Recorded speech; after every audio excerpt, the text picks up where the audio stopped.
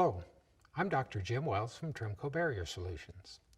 In this session, we'll be talking about how to effectively reduce air infiltration in residential construction. What we're going to focus on is controlling airflow. Now, in general, to reduce air infiltration, you have to control airflow in many places, through ceilings, knee walls, attics, chases and penetrations, windows and doors, walls. That's a very important area, which we'll really focus on today. But air moves through holes.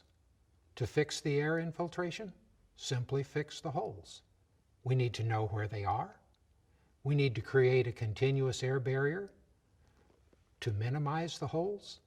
And all we want to do is do it effectively, efficiently, and economically. The 3 E's. Our focus, as I said, the walls, there's basically 2 ways to do it. You can either do it from the inside or you can do it from the outside. Let's look at some typical practices on the interior.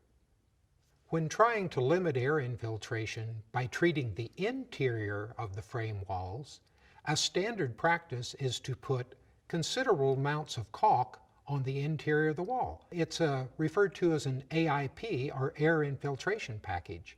Many builders mistakenly believe that this is actually required by code.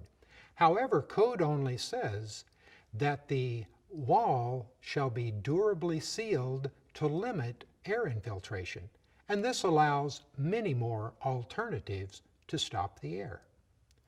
Another alternative on the interior of the wall is provided by Owens Corning with their Energy Complete air sealing package. Another one's provided by Knauf. Theirs is blue, Owens Corning's is pink. This is an effective treatment that does reduce air infiltration, but it's quite expensive in comparison to other alternatives.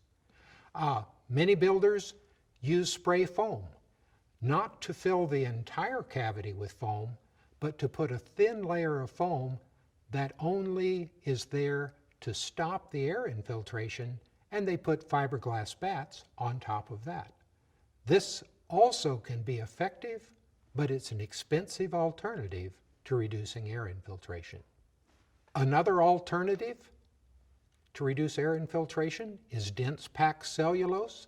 It does resist air infiltration greater than fiberglass insulation.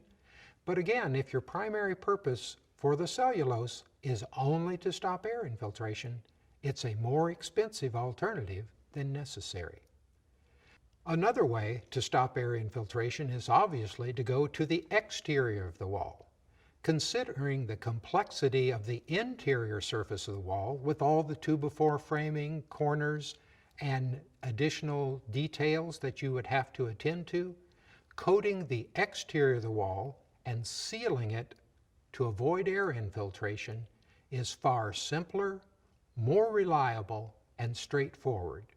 A coating to protect the sheathing from moisture and air infiltration is applied to the entire area, and then the joints between all of the sheathing boards are sealed to block the air and moisture on a much simpler geometry, easily making a more effective air barrier.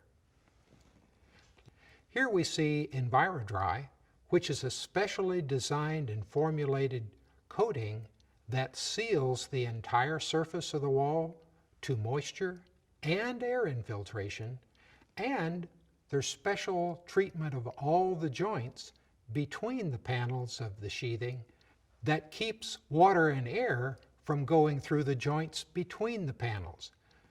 Since the geometry is much simpler than the interior of the wall, it's far easier to achieve an effective, consistent barrier against air infiltration and moisture.